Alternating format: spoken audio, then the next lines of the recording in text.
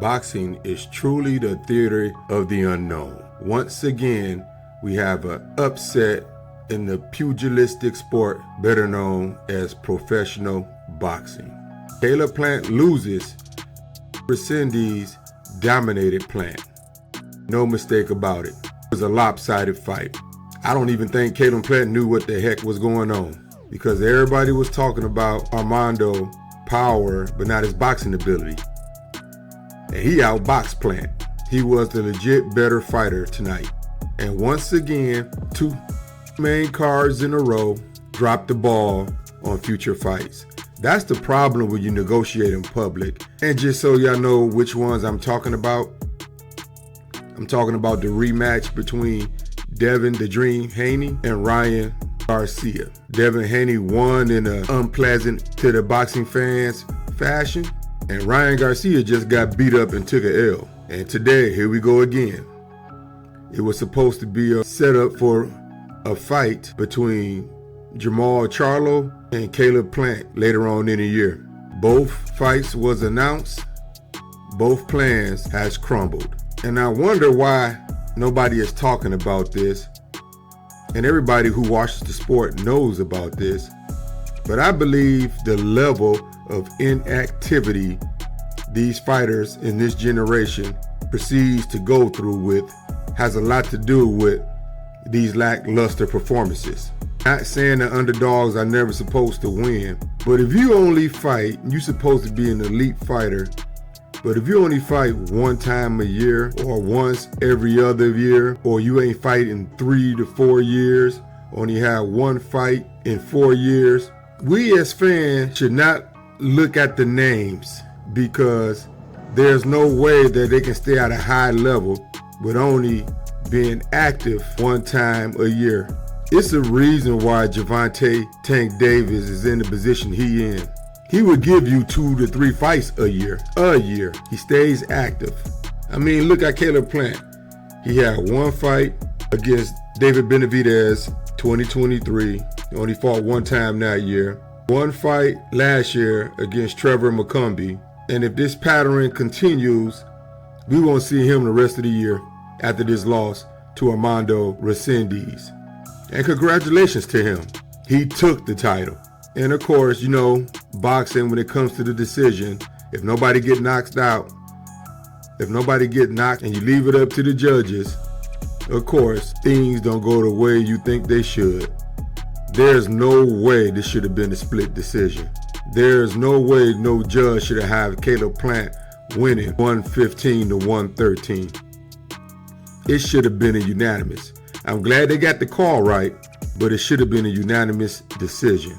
Boxing need to clean this up. Let boxing speak for itself.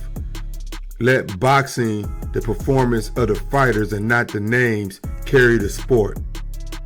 It's a reason why you fell off with the public. It's a reason why it's a niche sport. At one point in time, even if you didn't watch boxing, you knew who the heavyweight champion was. But the way things are with the politics in this great sport, it's no wonder why viewership has gone down in this great sport. And this era of fighters need to do more. They want this mass amount of money, which is supported by the fans' funding. They're not giving you the fights you want to see, and they're not being active like you wanted to see.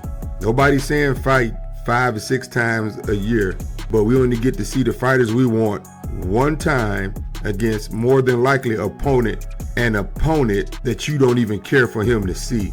And then you end up with nights like this. Not knocking or have any bad ill will against Armando Resendiz. Congratulations.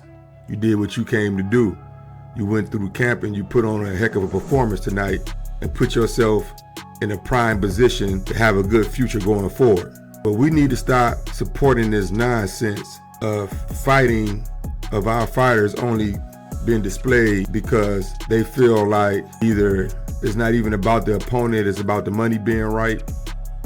The money would be right if you actually fight, but that's neither here or there. It's just a shame. And Caleb Plant has a conditioning problem.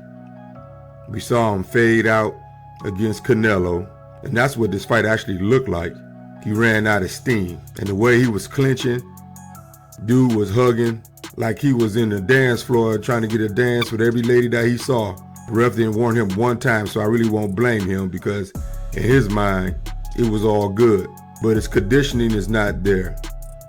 He survived against David Benavidez, but you can tell it was more of a, I have to show that I can than he actually could because of his conditioning.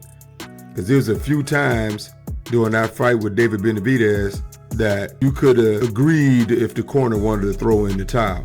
One thing I like about this sport is that if all the BS get out the way, if all the politics get out the way, and you let the fighters fight, if you let boxing be boxing, you will see more of these type of fighters that most people don't know or heard of start to shine. Because styles do make fights. There's never been a truer statement in this sport. But at the same time, when you know, or I'm not going to say no, when you have witnessed certain fighters be at an elite level, you don't expect them to lose in the fashion that they do. And I'm blaming that partially, more than partially, a great deal on inactivity. Congratulations, Armando. You deserve to be it. You deserve to be the winner. Great night for you and great fight.